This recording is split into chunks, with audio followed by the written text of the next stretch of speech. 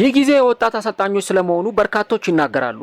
በዚህ ሰዓት በትላልቅ የአውሮፓ ሊጎች ውስጥ በሚገኙ ክለቦች ውስጥ በርካታ ወጣት አሰልጣኞችን እየተመለከትን እንገኛለን። ለአብነት ያክል እንኳን አንዳንድ ወጣት አሰልጣኞችን ብንጠቅስ ለምሳሌ በእንግሊዝ ፕሪሚየር ሊግ ሚኬል አርቴታ እንዲሁም ደግሞ ሊያም ሮዚነር፣ ማይክል ካሪክ፣ በጀርመን ቡንደስሊጋ ደግሞ እንደ ቪንሰንት ካምፓኒ ያሉ የቀድሞ ተጫዋቾችና ወጣት አሰልጣኞችን እየተመለከትን እንገኛለን። አሁን ትላልቅ ክለቦችም ሳይቀሩ ለቀድሞ ተጫዋቾችና ለአሁን ወጣት አሰልጣኞች አምነው ኃላፊነትን እየሰጡ የሚገኙበት ጊዜ መሆኑን እየተመለከትን እንገኛለን። ታዲያ ከነዚህ በአውሮፓ ከሚገኙ ወጣት አሰልጣኞች መካከል አንዱ ደግሞ ሴስክ ፋብሪሃስ በውጤታማ ግስጋሴው እየቀጠለ ይገኛል። ይህ አሰልጣኝ ከዚህ ቀደም በተጫዋችነት ዘመኑ በባርሰሎና፣ በአርሰናል፣ በቼልሲ እንዲሁ ደግሞ በስፔን ብሔራዊ ቡድን በአማካይ መስመር ላይ ውጤታማ ጊዜን ሲያሳልፍ ቆይቷል። አሁን ደግሞ በአሰልጣኝነት ህይወቱ ኮሞን እያሰለጠነ እጅግ በጣም አስገራሚ ግስጋሴን እያስመለከተን ይገኛል። የአሰልጣኙ ታክቲክና ውጤታማነቱ የበርካታ ክለቦችንም ቀልብ እየሳበ ነው የሚገኘው። ምናልባትም ደግሞ በቀጣይ ትላልቅ የአውሮፓ ክለቦች ይህንን አሰልጣኝ ሊሻሙት ይችላሉ ተብሎ ይጠበቃል። ሴስክ ፋብሪሃስ ከምርጥ አማካይነት እንዴት ወደ ምርጥ አሰልጣኝነት ሊቀየር ቻለ? ሜዳ ላይስ ምን አይነት ታክቲኮችን ይጠቀማል? ከዚህ በተጨማሪ በቀጣይስ ወደ የትኛው ክለብ ሊያቀና ይችላል? እነዚህንና ሌሎች ጉዳዮችን እስከ ቪዲዮ መጨረሻ ድረስ ከኛ ጋር አብራችሁ ከቆያችሁ የምንነግራችሁ ይሆናል። ሰላም ጤና ይስጥልን። የተወደዳችሁና የተከበራችሁ ውድ ቻናላችን ተከታታዮች እንዴት ናችሁልን? እግዚአብሔር ይመስገን እኔ በጣም ደህና ነኝ። የምትገኙት አራዳ ሜዳ ኦፊሻል ዩቲዩብ ገጻችን ላይ ነው። ለቻናሉ አዲስ ከሆናችሁና እንደዚህ አይነት ዘገባዎችን መከታተል የምትፈልጉ አድማጭ ተመልካቾቻችን ቻናሉን ሰብስክራይብ በማድረግና የደወል ምልክቷን በመጫን የቻናላችን ቤተሰቦች እንድትሆኑ የአክብሮት ግብዣችን ነው። ቪዲዮ ደግሞ የእናንተን በብዛት ላይክ ማድረግ ይፈልጋል። ስለዚህ ፕሮግራማችን ሌሎች ሰዎች ጋር ተደራሽ እንዲሆን ቢያንስ የፕሮግራም በትንሹ 600 ላይክ እንዲኖረው እንፈልጋለን። ስለዚህ ለእናንተ 2 ሰከንድ ስራ ነው። ሁላችሁም ፕሮግራሙን ላይክ እያደረጋችሁ ጀምሩት። የአራዳ ሜዳ ኮሜንታተር ተስፋ ወርቅ ሉል ሰገድ አብሬያችሁ ቆይታ አደርጋለሁ።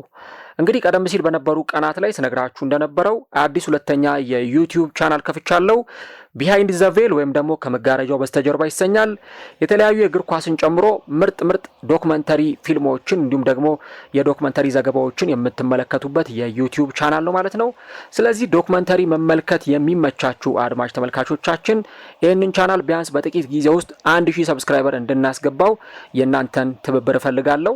በርካታ አድማጮቻችንም ይህንን መልእክት ከሰማችሁ በኋላ ቻናሉን ሰብስክራይብ ያደረጋችሁ ትገኛላችሁና ሁላችሁንም እጅግ አድርጌ ከልብ አመሰግናለሁ።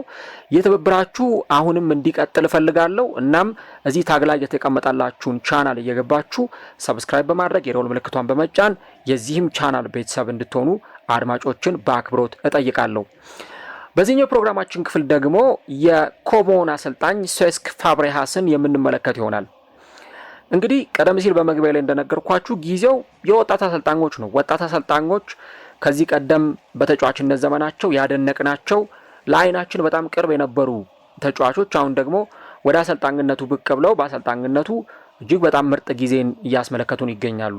አሁን በጣም በእድሜ ገፋ ያሉ አሰልጣኞችን ብዙ አንመለከትም በትላልቅ ክለቦች ውስጥ።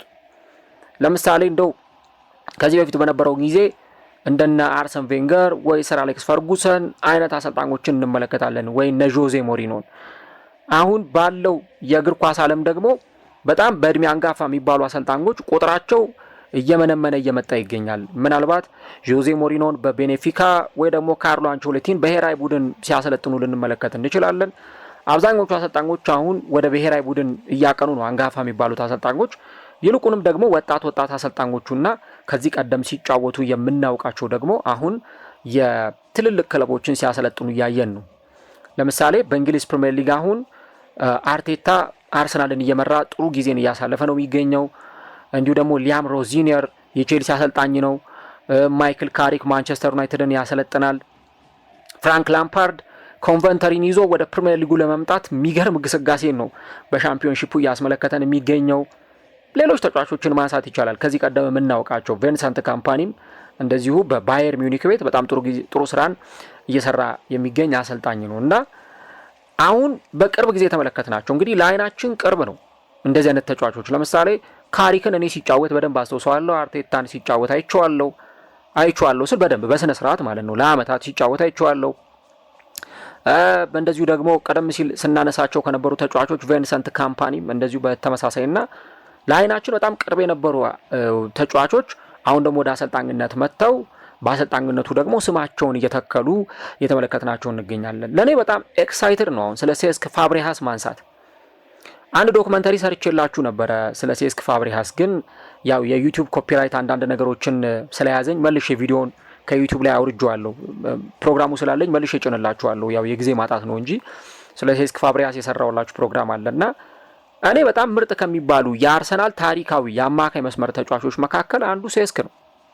በቃ ልዩነት ፈጣሪ፣ ኳስ ሲይዝ እግሩ ላይ የሚያምርበት ምርጥ ድሪብለር እና ደግሞ ምርጥ ለኦፌንሲቭ አጫወት የሚመች ተጫዋች። ከዚህ በተጨማሪ ኳስ ድሪብል እያደረገ ሲገፋ የተቃራኒ ቡድን ተከላካዮችን ማሸበር የሚችል ጥሩ አሲስት አድራጊ፣ ጥሩ ደግሞ ኳሶችን ከርቀት መምታት የሚችል ተጫዋች ነው ሴስክ ፋብሪሃስ በተጫዋችነት ዘመኑ።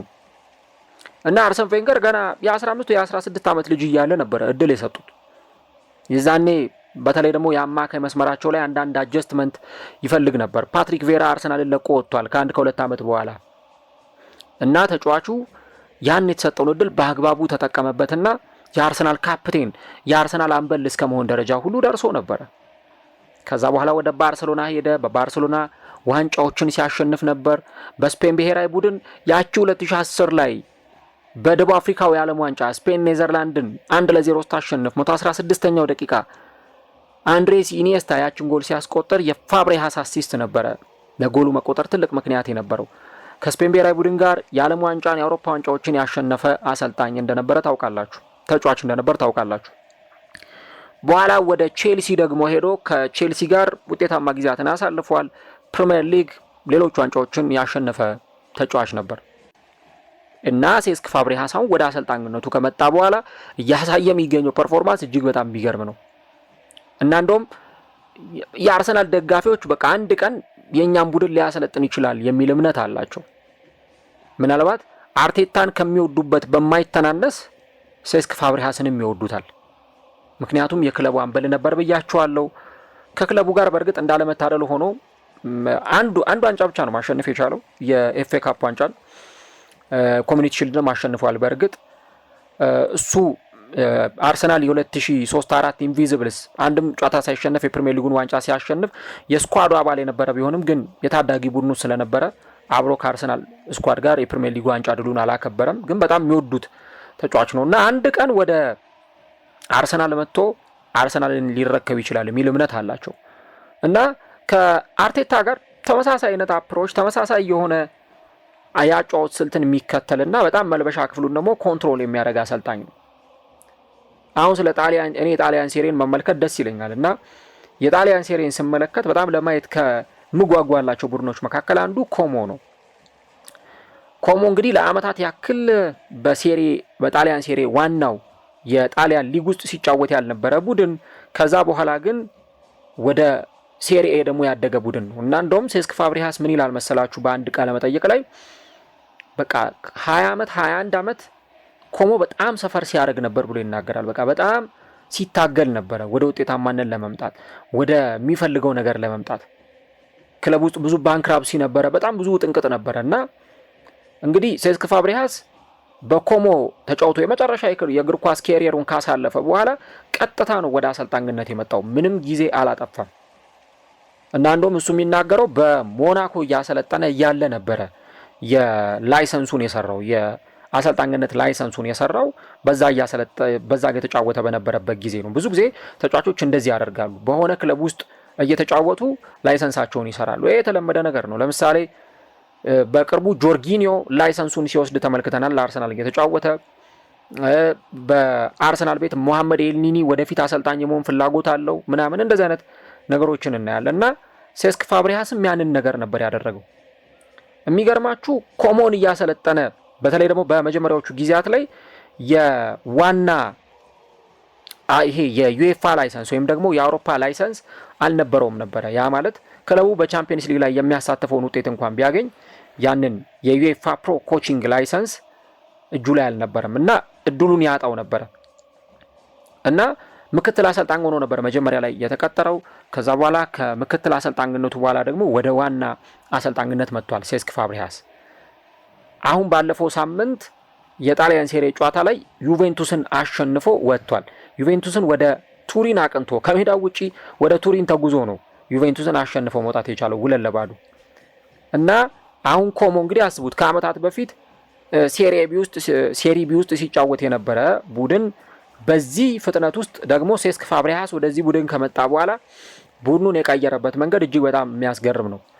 በእርግጥ አንድ የሚነገረው ነገር ምንድነው ራሱ ሴስክ ፋብሪሃስ ሼር ሆልደር ነው። እዛ እንትን ውስጥ የኮሞ ሼር ሆልደሮች መካከል አንዱ ነው። ከዚህ በተጨማሪ ደግሞ ቴሪ ኦንሪም ከሼር ሆልደሮች ውስጥ አንዱ ነው፣ የቀድሞ የአርሰናል ተጫዋች። ቴሪ ኦንሪም እዚህ ቡድን ላይ በደንብ ኢንቨስት ያደርጋል፣ ተጫዋቾችን ያስፈርማል ምናምን እና እንደውም ሴስክ ፋብሪሃስ ሲናገር ምን ይላል? መጀመሪያ ወደዛ ቡድን እንደሄድኩ 7 አጥቂ 8 አማካይ ከዛ በኋላ በቃ ሜን የሚባሉ 2 ወይ 3 ተከላካዮች ነበረ የነበሩት እና ያንን ቡድን ባላንስ ማድረግ ይጠበቅብኝ ነበር ብሎ ይናገራል ሴስክ ፋብሪሃስ። በተለይ ደግሞ በዛ ስለነበረው የመጀመሪያዎቹ ወቅቶች ላይ ሲናገር እና ፈተናው ቀላል ቢባል አልነበረም በመጀመሪያዎቹ ጊዜያት ላይ። ወደዛ ቡድን ከሄደ በኋላ ግን ቡድኑን የቀየረበት ሁኔታ እጅግ በጣም የሚያስገርም ሆኖ ተመልክተናል እና ቡድኑን ወደ ሴሪኤ አሳድጎታል። እሱም በቃ በዚህ በአሰልጣኝነት ዘመኔ ካሳለፍኳቸው በጣም ምርጥ ከሚባሉ ጊዜያት ውስጥ አንደኛው ቡድኑ ወደ ሴሪኤ ያደገበት ወቅት ነው ብሎ ይናገራል። እንግዲህ ወደ ጣሊያን ሴሪኤ ለማደግ እጅግ በጣም ፈተና እንደሆነ ይታወቃል። ኢቭን ክለቦች አንዴ ካሽቆለቆሉ እንኳን ተመልሰው ለመምጣት እጅግ በጣም ፈተና ነው። ለምሳሌ አሁን በቅርብ ጊዜ ሳምፕዶሪያን እናስታውሳለን። ሳምፕዶሪያ ያ በአውሮፓ በጣሊያን በጣም ስመገናና ከሚባሉ ክለቦች መካከል አንዱ የነበረው ሳምፕዶሪያ ቁልቁል ወርዶ ጭራሽ ሴሪ ሲ ሁሉ እስከ መግባት ደረጃ ደርሷል። ከሴሪ ቢም አልፎ ማለት ነው። ቶሪኖ ያ በአውሮፓ እግር ኳስ በጣሊያን እግር ኳስ እጅግ በጣም ውጤታማ የነበረው ክለብ አሁን በቃ የውጤት ማሽቆልቆል ውስጥ እየገባ ያንን ውጤታማነቱን እንኳን መመለስ የቻለ ቡድን አልሆነም። ያ በሆነበት ጊዜ ውስጥ ነው እንግዲህ ኮሞ ደግሞ ከሴሪ ቢ አድጎ ጭራሽ ወደ ዋናው የጣሊያን ሴሪ ከመጣ በኋላ ትልቅ ቡድኖችን የሚያሸንፍ በፍጹም ለትልቅ ቡድኖች እጅ የማይሰጥ ሜዳ ላይ አዝናኝ እግር ኳስ የሚጫወት እና ደግሞ ለአውሮፓ መድረክ ራሱን እያፎካከረ የሚገኝ ክለብ ነው።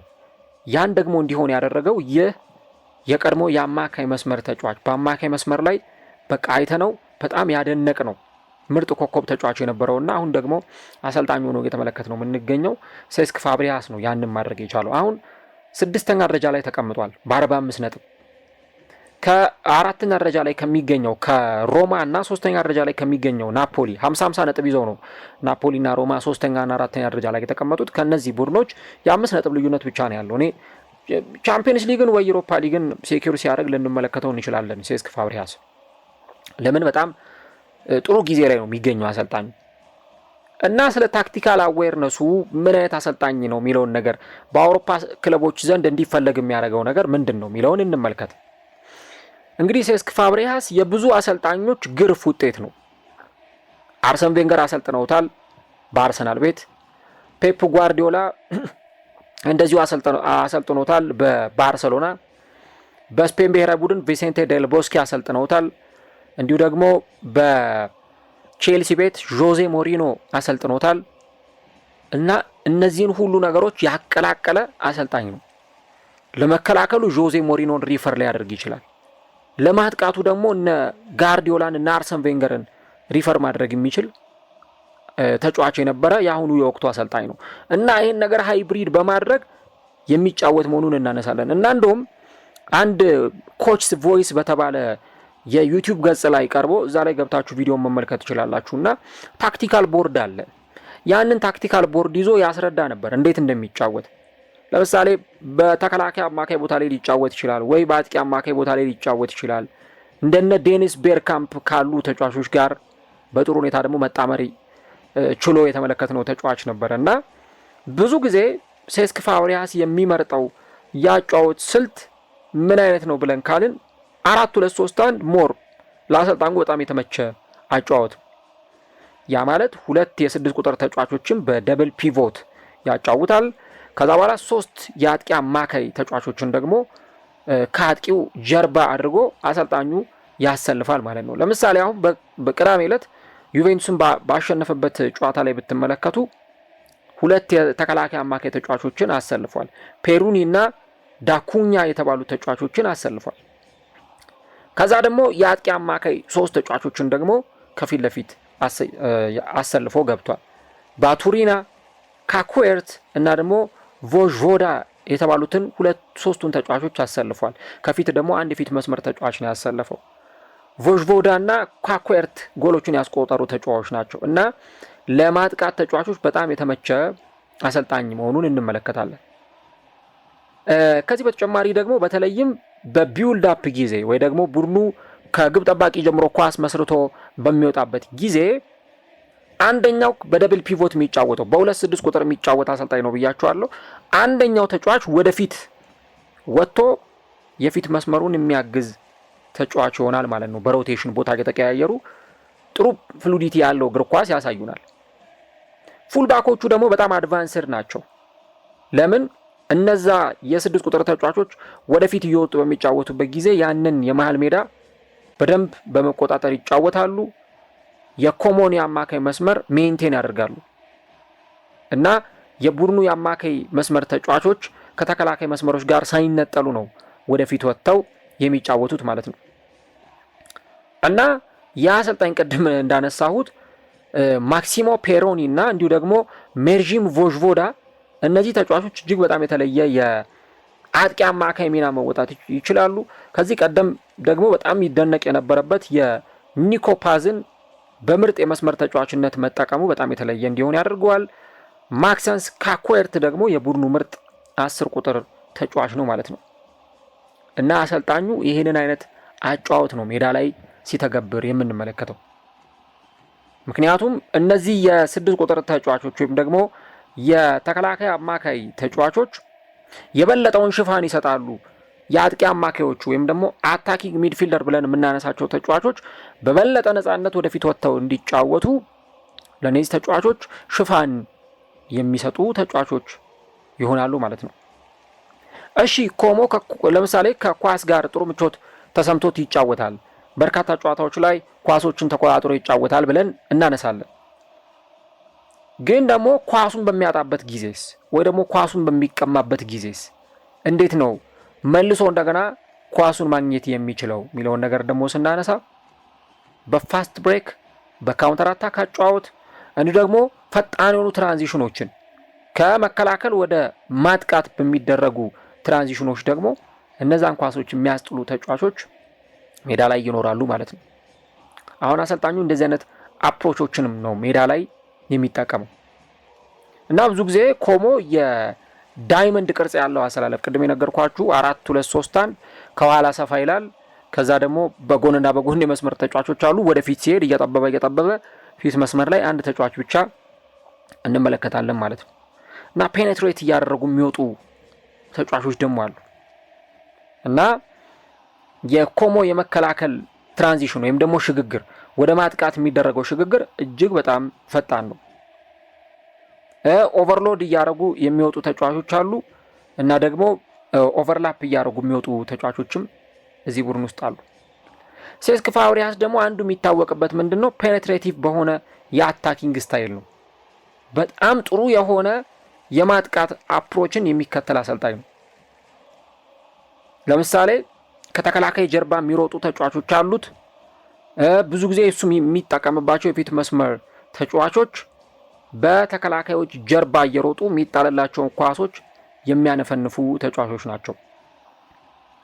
ለምሳሌ በ2024-25 ማለትም አምና በነበረው የውድድር ዘመን ሴስክ ፋብሪጋስ ለመጀመሪያ ጊዜ ነው ሙሉ ዓመት ኮሞን በማሰልጠን ሂደት ውስጥ ሲቀጥል የተመለከት ነው እና በዚህ ጊዜ ውስጥ ስሩ ቦል በማቀበል ወይም ደግሞ ሰንጣቂ ኳሶችን በማቀበል በጣሊያን ሴሪያው 4ኛ ደረጃ ላይ ኮሞ መቀመጥ ችሏል። በጣም ሰንጣቂ ኳሶችን የሚያቀብሉ ቅድም ያነሳናቸው መሃል ሜዳ ላይ ተጫዋቾች አሉ እነ ቮዥቮዶን ጨምሮ ማለት ነው። የ9 ቁጥር ሚናን የሚወጣው ተጫዋች ወይም ደግሞ የጎል አስቆጣሪ ጎል ፖቸር ምንለው ተጫዋች ደግሞ እነዛን የሚደርሱትን ዴሊቨሪዎች የማስቆጠር እንዲሁ ደግሞ ከጀርባ የሚጣሉለትን ኳሶች የማስቆጠር ኃላፊነቱን በአግባቡ ይወጣል። የግብ ዕድሎች በደንብ ሜዳ ላይ ይፈጠራሉ። ባክ ላይኖቹ ደግሞ የተጋጣሚን ተጫዋቾች ኦፍሳይድ በማስገባት ከጨዋታ ውጭ እንዲሆኑ በማድረግ ትልቅ ሚናን በሴስክ ፋብሪጋስ አጫዋወት ውስጥ የሚወጡ ናቸው ማለት ነው። እና ለምሳሌ ሲጫወቱ ካያችሁ በደንብ ጥብብ አድርገው ዋይድ የሆነ ስፔሶችን ከመጠቀም ይልቅ ጠባብ ስፔሶችን ዘጋግተው ያንን ዳይመንድ ቅርጽ ቅድም ያልኳችሁ 4-2-3-1 ሲሆን መጀመሪያ ከኋላው ሰፋ ይላል፣ ወደ ውስጥ ሲሄድ ግን እየጠበበ ነው የሚሄደው።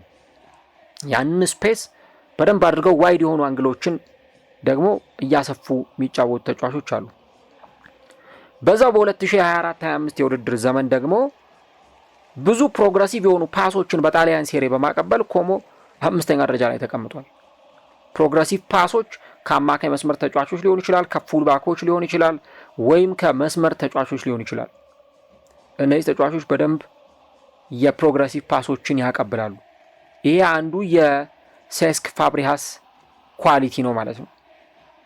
ሌላው ከሴስክ ፋብሪጋስ ምርጥ የቡድን ጥንካሬዎች መካከል አንዱ ተደርጎ የሚነሳው የመከላከሉ ጉዳይ ነው። ቅድም ያልኳችሁ የጆዜ ሞሪኖን እንግዲህ የማሰልጠን ሁኔታ በደንብ የሚያውቅ ተጫዋች ነው እና ለመከላከሉ ደግሞ ከሳቸው ጋር አብሮ እንደመስራቱ መጠን ብዙ ነገሮችን ከሳቸው ሊወስድ ይችላል።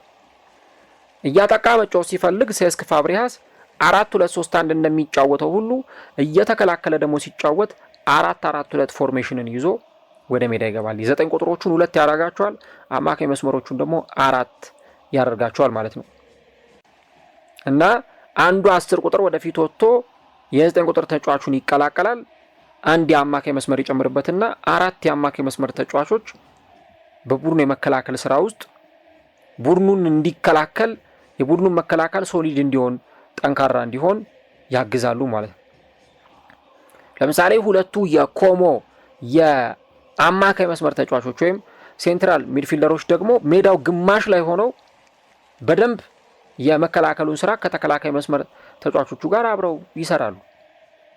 የመስመር ተጫዋቾቹ ደግሞ የበለጠ መስመሩ ላይ ተጠግተው ስለሚጫወቱ ቢያንስ ኮሞ በአንድ ጨዋታ ላይ ለምሳሌ መከላከል ከፈለገ በ6 የመከላከል አቅም ባላቸው ተጫዋቾች ሜዳ ላይ ሲጫወት ልንመለከት እንችላለን እና ባለፈው ዓመት በነበረው የቡድኑ ጥሩ የመከላከል መዋቅር ውስጥ ጥሩ መከላከል ከነበራቸው 4 ወይም 5 ቡድኖች መካከል አንዱ ኮሞ እንደነበር ይጠቀሳል። የኮሞን መከላከል ያየ ሰው ምን ያክል ኮሞ በመከላከሉ ውስጥ ከፍተኛ ስራን እንደሚሰራ ያነሳል። አንድ ፕሮግራም ሰርቼላችሁ አውቃለሁ ስለ ጃኮቦ ራሞን እነ ቼልሲ ስለሚፈልጉት የተከላካይ መስመር ተጫዋች ከዚህ በፊት ፕሮግራም ሰርቼላችሁ አውቃለሁ። በጣም ወጣት እና ደግሞ ብዙ ትልልቅ ነገሮችን መስራት የሚችል ተጫዋች። በዚህ ቡድን ውስጥ ደግሞ ሌላ ልምድ ያለው ሰርጂ ሮቤርቶ የተባለ ደግሞ ተጫዋች አለ።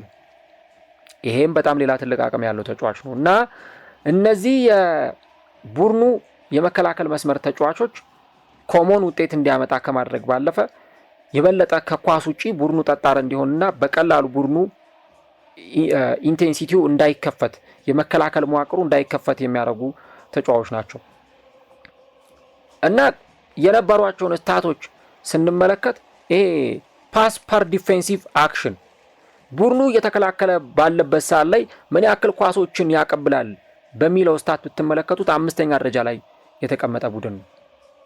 እንግዲህ ምን ያክል በመከላከሉ ረገድ ኳሶችን ይዞ ደግሞ ሲጫወት በተረጋጋ መንገድ እንደሚጫወት ማሳያ ነው እና ቡድኑ ኢንተርሴፕሽን ላይ ኳሶችን ብሎክ ከማድረግ ይልቅ ሞር አግሬሲቭ የሆኑ ጨዋታዎችን በመጫወት እና ደግሞ ዞናል ማርኪንጎችን በመጠቀም መከላከሉ ላይ የሚሰሩ ስራዎችን የሚሰራ አሰልጣኝ ሆኗል ማለት ነው እና እያጠቃ ሲጫወት አንድ የ9 ቁጥር ተጫዋች ብቻ ይጠቀማል። እየተከላከለ ሲጫወት ደግሞ የአማካይ መስመሩን በ4 ተጫዋቾች ያጥራል። 2 10 ቁጥሮችን ይጠቀማል። 4-4-2 ሜዳ ላይ ፕሩቭ ያደርጋል። ለ4-4-2 ደግሞ አርሰን ቬንገር እንደ ምሳሌ መሆን የሚችሉ አሰልጣኝ ናቸው። በተለይ እሳቸው በአርሰናል በነበሩበት ጊዜ በተለይ በ2000ዎቹ መጀመሪያ አካባቢ 4-4-2ን በደንብ የሚጠቀሙ አሰልጣኝ ነበሩ አርሰን ቬንገር እና ያ ደግሞ ሴስክ ፋብሪጋስ በደንብ ይህን ነገር ፕሩፍ እንዲያደርገው ሜዳ ላይ በደንብ እንዲጠቀምበት እድል የሰጠው ነገር ሆኖለታል። አሁን ክለቡ ቶፕ 6 ውስጥ ሲገኝ የቡድኑ ማጥቃት ብቻ ሳይሆን የቡድኑ የመከላከል መዋቅርም በጣም ጠንካራ መሆኑን ማንሳት አስፈላጊ ጉዳይ ነው። ዘንድሮ ለምሳሌ በትልልቅ ጨዋታዎች ላይ እንኳን እዚህ ቡድን ላይ ጎል ማስቆጠር በጣም ከባድ ነው። ሚላን ለምሳሌ ነጥብ ጥሏል ባለፈው በ24ኛው ሳምንት 1-1 ነው የተለያዩት። ናፖሊ በኮፓ ኢጣሊያ በኮሞ በመለያ ምቶች ተሸንፏል። ከአታላንታ ጋር 0-0 ነው የተለያየው። አታላንታ ጎል ለማስቆጠር ምን ያክል እንደከበደው። ላትሲዮን ሜዳውን ረሴሮ 3-0 አሸንፎታል። ተመልከቱ። አሁን ዩቬንቱስን አሸንፏል እያልን ቶሪኖን 6-0 ደግሞ አሸንፏል። ሲያጠቃ እንደዚህ አይነት ቡድን ነው የሚሰራው። ፒሳን 3-0፣ ሊቼን 3-0 ያሸነፈባቸው ጨዋታዎች ተጠቃሽ ናቸው። በእርግጥ አንዳንድ ጨዋታዎች ላይ የሆኑ ክፍተቶች አሉበት። ለምሳሌ በሴሪያው መሪ ኢንተር ሚላን 4-0 የተሸነፈበትን ጨዋታ ማንሳት ይቻላል።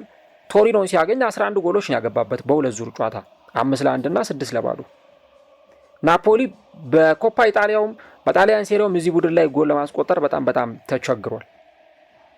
እንደነ ፊዮረንቲና ያሉ ቡድኖችን እነ ላትሲዮን ሲያገኝ ጨዋታዎቹን ለማድረግ የሄደበት ርቀት እጅግ በጣም የተለየ መሆኑን ተመልክተናል እና የሴንተር ባክ እና የፉል ባክ ተጫዋቾቹ የበለጠ የአማካይ መስመር ተጫዋቾቹን የሚያግዙ እንደመሆናቸው መጠን ሴስክ ፋብሪሃስ ደግሞ በጣም ታክቲካሊ እነዚህ ነገሮች ሜዳ ላይ የሚጠቀም አሰልጣኝ ነው ይላሉ የጣሊያን ሴሪን አብዝተው የሚመለከቱ ሰዎች። አሁን እንግዲህ የበርካታ ትልልቅ ክለቦችን ቀልብ ስቧል እና እንደውም ምናልባት እንግሊዝ ውስጥ ከመጣ የሆነ ወቅት ላይ አርሰናልን ሊያሰለጥን ይችላል የሚሉ ሀሳቦችን አንዳንዶች ያነሳሉ። ሊቨርፑል ራሱ አርነ ስሎት ዘንድሮ ከክለቡ የሚሰናበቱ ከሆነ ውድድር ዓመቱ ካበቃ በኋላ እንደነ ቻቢ አሎንሶ ያሉ አሰልጣኞች ከእጩዎች መካከል ይጠቀሳሉ። ሴስክ ፋብሪሃስም ግን ያንን ኃላፊነት ሊረከብ ይችላል የሚል ግምት አለ። ምናልባት ደግሞ በእጩዎች ውስጥ ከሚካተቱ ሰዎች መካከል አንዱ እንደሆነ በርካቶች ያነሳሉ። ያው የዘመኑ የወጣት አሰልጣኞች ትልቁ ፈተና ምንድን ነው? የሆነ አነስ ያለ ክለብ ውስጥ የሚገርም ውጤት ያሳዩና ከዛ በቃ አሁን ወደ ትልቅ ክለብ እናምጣቸው ብለው ትልልቅ ክለቦች ውስጥ እድል ሲሰጧቸው ያንን ውጤታማነታቸውን ከማሳየት ወደ ኋላ ሲሉ እንመለከታለን። አሁን ትልቁ ለእንዲህ አይነት አሰልጣኞች ፈተና የሚሆነው ነገር ያንን ነው። እንዴት ማኔጅ ያደርጉታል? እነዚህን ነገሮች እንዴት ባለ መንገድ ውጤታማ እንዲሆን ማድረግ ይችላሉ ነው በቃ ትልቁ ነጥብ መሆን የሚገባው። ለምን የሆነ ለምሳሌ አሁን ቻቢ አሎንሶ ባየር ሌቨርኩሰን ቤት ምርጥ ስራን ሰርቷል። ኢንቪዚብል ሆኖ የጀርመን ቡንደስሊጋን አሸንፏል። ዋንጫዎችን የማሸነፍ ችግር አልነበረበትም። ወደ ማድሪድ ከመጣ በኋላ ግን የመልበሻ ክፍልን እንኳን ማኔጅ ለማድረግ መቸገሩን አይተናል። ኢጎ ያለባቸውን ተጫዋቾች ነበር የተረከበው። አሁን ፕሪሚየር ሊግ ውስጥ ብታዩ ለምሳሌ አብዛኞቹ አሰልጣኞች በፕሪሚየር ሊጉ ካሉ አሰልጣኞች ወጣት አሰልጣኞች ይበዛሉ። ወይ የሆነ ጊዜ ሲጫወቱ የተመለከትናቸው የሆነ ወቅት ላይ በተጫዋችነት ዘመናቸው እናደንቃቸው የነበሩ ሰዎች ወጣት ተጫዋቾች አሁን በማሰልጠን ውስጥ እናያቸዋለን። ቀደም ሲል አርቴታን ጠቅሼላችኋለሁ። ሊያም ሮዚነር አሁን በቅርብ ዓመታት ውስጥ ነው ጫማ የሰቀለው። ለሃል ሲቲ ሲጫወት ነበረ።